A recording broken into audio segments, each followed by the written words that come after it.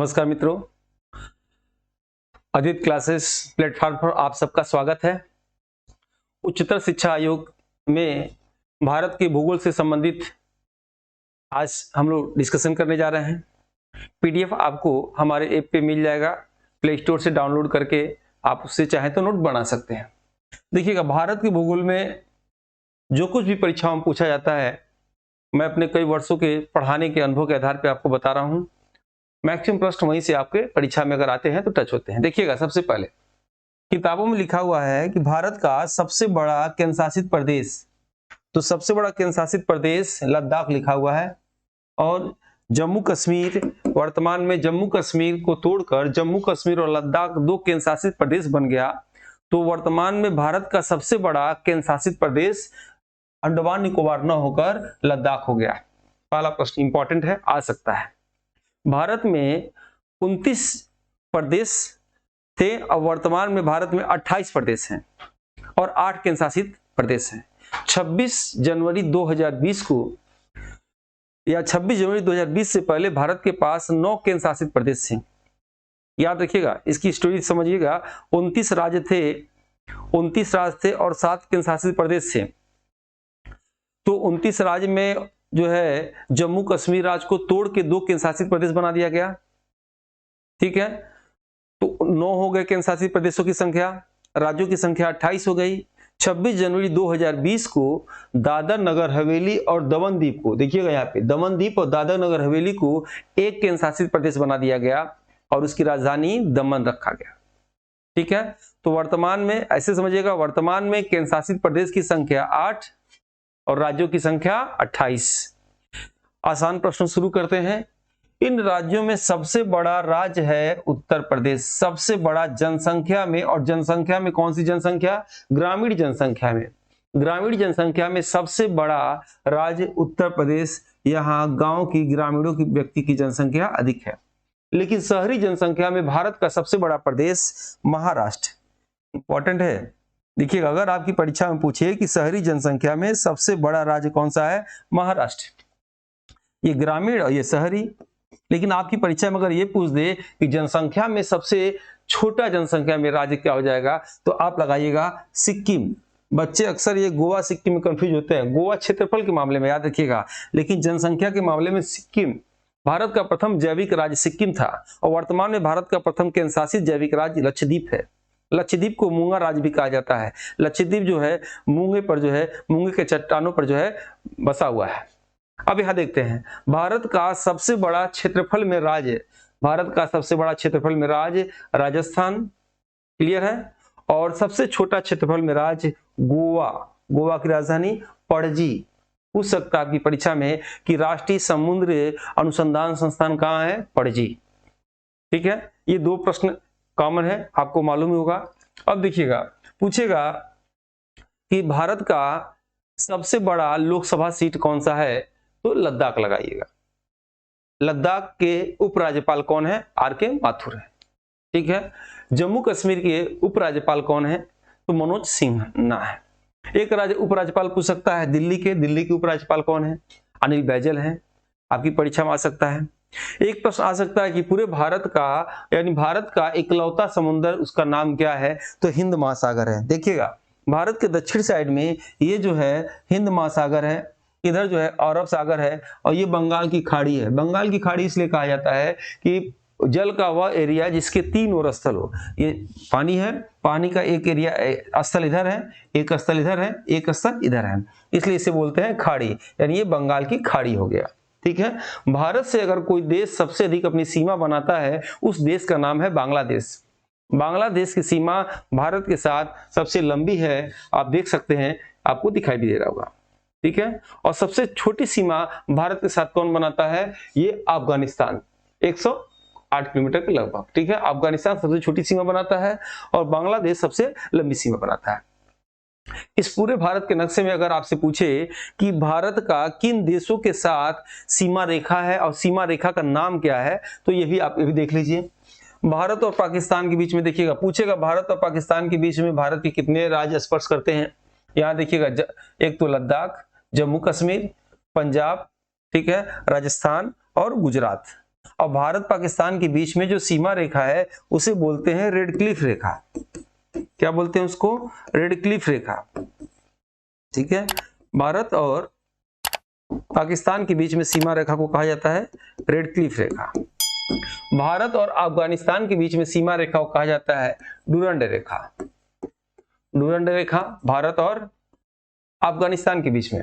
ठीक है, भारत और चीन के बीच में, भारत और चीन के बीच में कौन सी सीमा रेखा है? तो मैकमोहन रेखा, वो भी सिर्फ अरुणाचल प्रदेश के साथ। यहां रखिएगा, ये देखिएगा, अरुणाचल प्रदेश और चीन के साथ जो सीमा रेखा है इसे क्या बोलते हैं? मैकमोहन रेखा बोलते हैं। कॉमन चीज है, याद रखिएगा, मेरे ख्याल से आपको देखते याद हो जाएगा। भारत और श्रीलंका के बीच में जो सीमा रेखा है उसे क्या बोलते हैं? भारत और श्रीलंका के बीच में जो सीमा रेखा है उसे बोलते हैं पाक जल डमरू। पाक जल संधि बोला जाता है इसे। ठीक है, पाक जल संधि, यही परीक्षा में ज्यादा आता है और लगता है कि पाकिस्तान का है, लेकिन नहीं।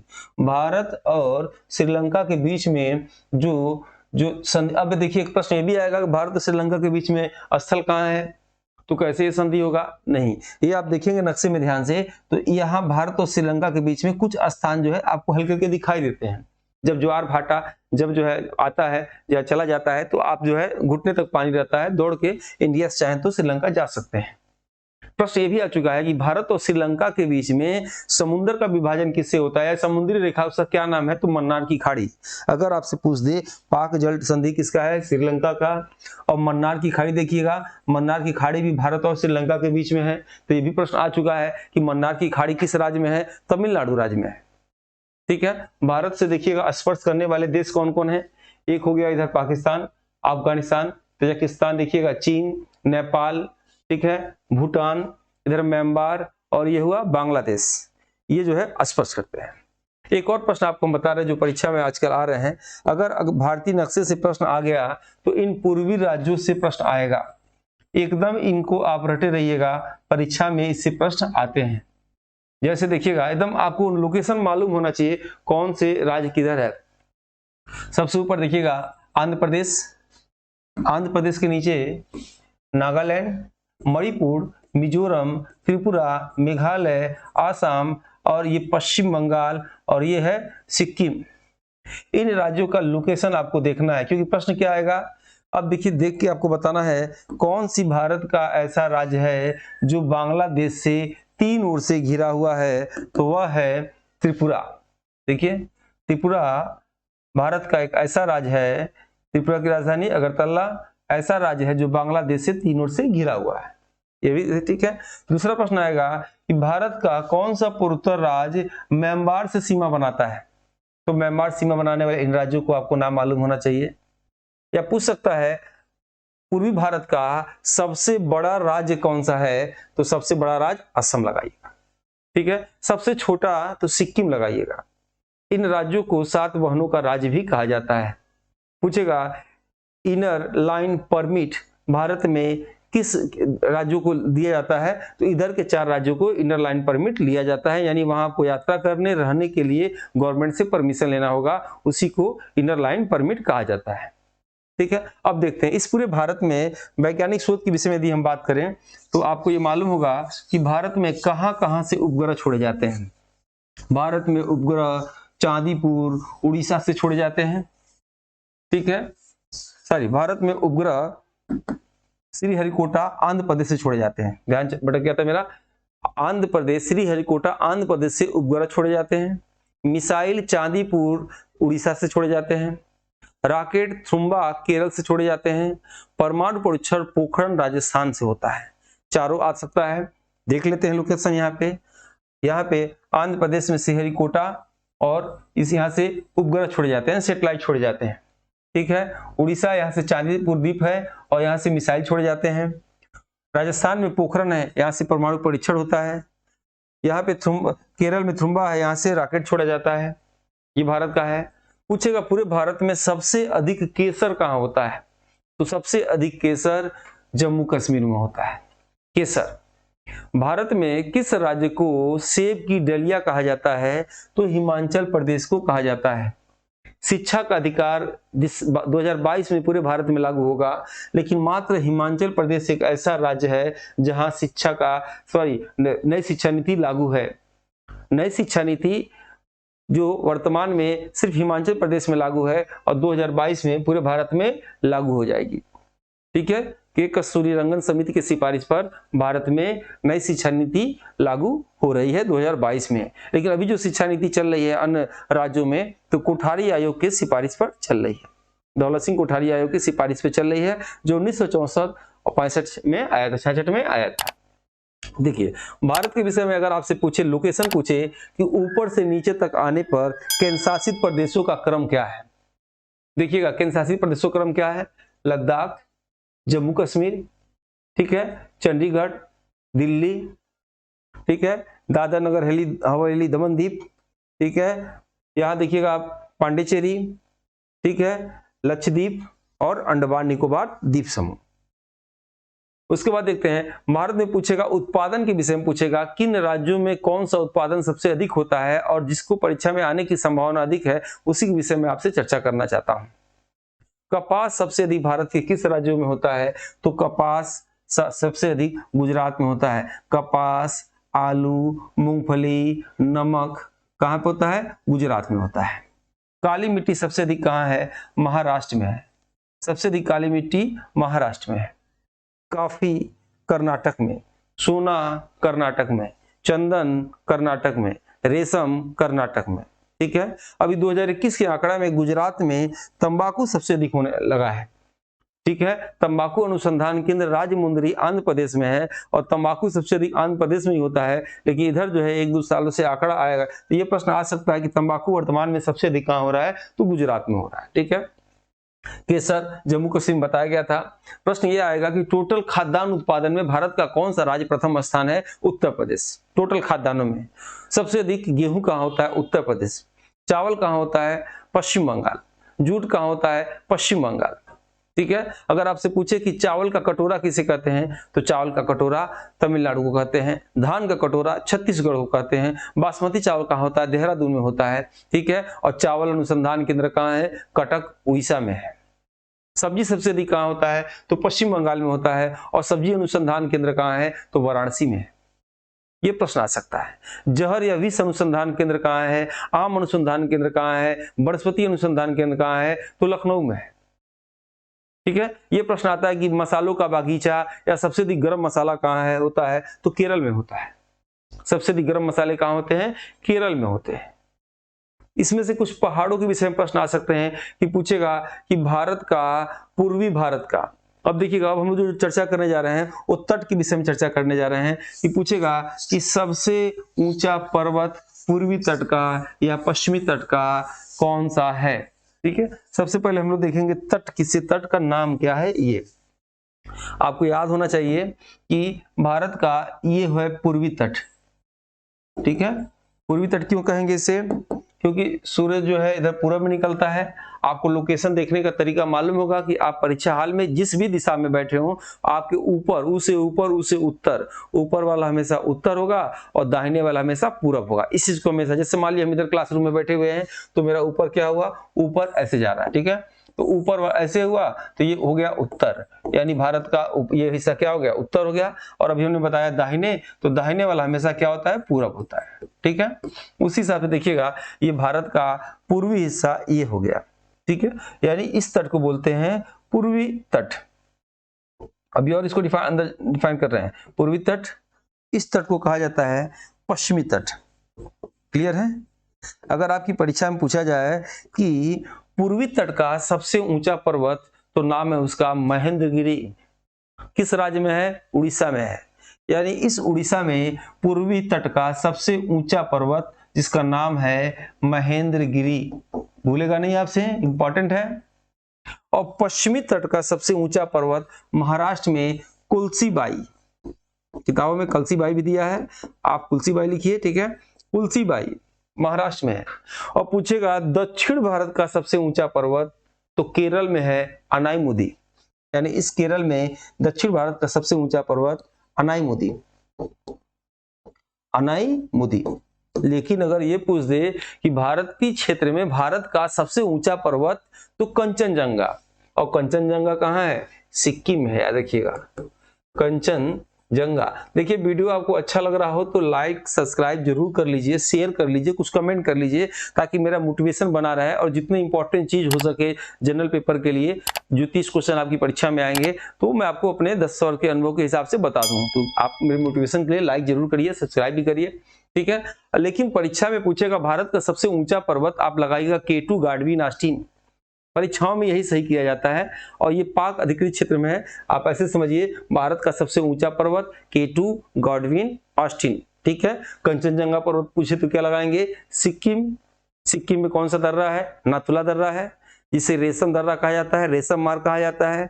भारत और चीन के बीच में जो है रेशम का व्यापार इससे होता है। 45-46 साल लगभग ये दर्रा बंद था और 45-46 साल बाद इस दर्रे को पुनः खोला गया। इसीलिए परीक्षाओं में अक्सर नाथुला दर्रा पूछता है। नाथुला दर्रा किस राज्य में है? सिक्किम में, ठीक है। अब देखिएगा इसमें अब हम इन तटों को और जो है डीपली लेके चलते हैं आपको। तटों के विषय में देखिएगा एक प्रश्न ये भी आएगा कि मालवाड़ तट किसे कहते हैं, कोरोमंडल तट किसे कहते हैं। अब इसको समझने के लिए ऐसे देखिए आप, यहां से लेकर और लगभग इस क्षेत्र देखिएगा, इसको बोलते हैं कोरोमंडल तट। यूं समझ लीजिए पूर्वी तट का आधा हिस्सा कौन सा तट कहलाएगा? कोरोमंडल तट। और आधा से ऊपर वाला हिस्सा कहलाता है सरकार तट। कौन सा तट? सरकार तट। उसी तरह पश्चिम तट के आधा हिस्सा को कहा जाता है मालवाड़ तट। मालवाड़ तट। और ऊपर वाले आधे हिस्से को कहा जाता है लगभग कोंकण तट। कर्नाटक तक होता है कोंकण तट, कोंकण तट कहा जाता है, ठीक है। ये इंपॉर्टेंट है, आ सकता है परीक्षा में। कैसे आएगा देखिएगा, पूछेगा तमिलनाडु किस तट पे है? ऑप्शन रहेगा सरकार तट, कोरोमंडल तट, मालवाड़ तट, कोंकण तट।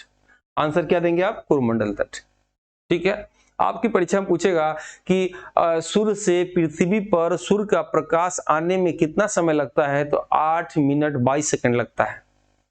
चंद्रमा से पृथ्वी पर प्रकाश आने में कितना समय लगता है? तो 1.33 सेकंड लगता है।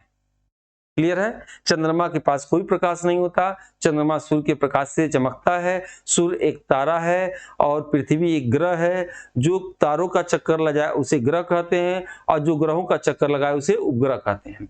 पृथ्वी का एकमात्र उपग्रह है चंद्रमा, जो प्राकृतिक उपग्रह है। वैसे पृथ्वी के जो है यहाँ बहुत कृत्रिम उपग्रह हैं जिनकी गिनती नहीं है, सभी देशों के अलग अलग उपग्रह हैं।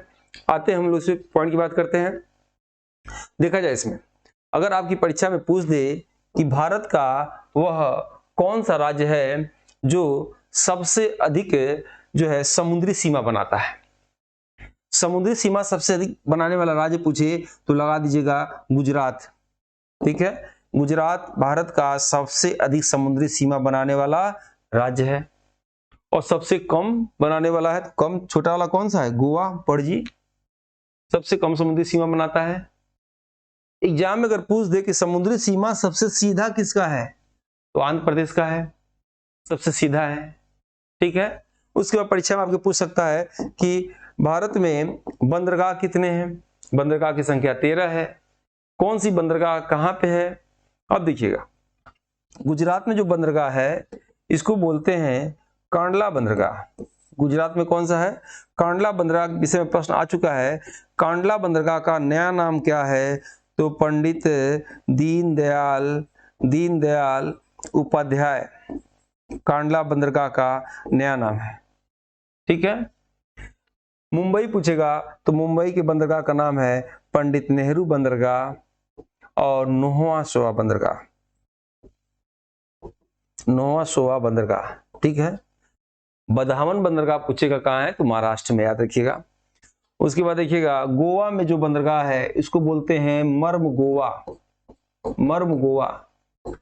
कर्नाटक में जो बंदरगाह है उसे मैंगलोर बंदरगाह कहा जाता है, मैंगलोर बंदरगाह। केरल में जो बंदरगाह है उसे कोच्चि बंदरगाह कहा जाता है, कोच्चि बंदरगाह। तमिलनाडु में जो बंदरगाह है उसे तुतिकोरिन बंदरगाह कहते हैं, तुतिकोरिन बंदरगाह कहा जाता है, ठीक है। उसके बाद देखिएगा उड़ीसा में जो बंदरगाह है उसे पारादीप बंदरगाह कहा जाता है। पारादीप बंदरगाह कहाँ है? उड़ीसा में। हल्दिया बंदरगाह पश्चिम बंगाल में हल्दिया बंदरगाह है। पश्चिम बंगाल में हल्दिया बंदरगाह है। ठीक है, प्रश्न आ सकता है कि चाय का निर्यात भारत में किस बंदरगाह से होता है, तो हल्दिया बंदरगाह से होता है। भारत का कौन सा बंदरगाह जिसकी देखरेख जापान करता है और जहां से सबसे अधिक लौह अयस्क जो है निर्यात होता है, या किस बंदरगाह को जापान बंदरगाह कहते हैं, तो याद रखिएगा पारादीप बंदरगाह को जापान बंदरगाह कहा जाता है। ठीक है, प्राकृतिक बंदरगाह अगर पूछ दे आपसे तो प्राकृतिक बंदरगाह कंडला और कोची का हो जाएगा। सबसे गहरा बंदरगाह कौन सा होगा, तो आंध्र प्रदेश विशाखापट्टनम का जो बंदरगाह है, आंध्र प्रदेश जो सबसे गहरा है। लेकिन पूछे भारत में रेलवे स्टेशन या समुद्र तट की ऊंचाई मापी जाती है किस बंदरगाह से, तो याद रखिएगा पंडित नेहरू बंदरगाह महाराष्ट्र में मापी जाती है। ठीक है, भारत के भूगोल से संबंधित और भी वीडियो हम, ये भाग 1 था, दूसरे भाग में बनाते हैं। तब तक मिलते हैं नेक्स्ट वीडियो में। आप इसको वीडियो को लाइक शेयर सब्सक्राइब जरूर करिए, और भी कुछ अच्छा बुरा आपको लगे तो कमेंट पूछ के मुझे बताइए और आपको बनाते हैं। मिलते हैं नेक्स्ट वीडियो में। जय हिंद, जय भारत।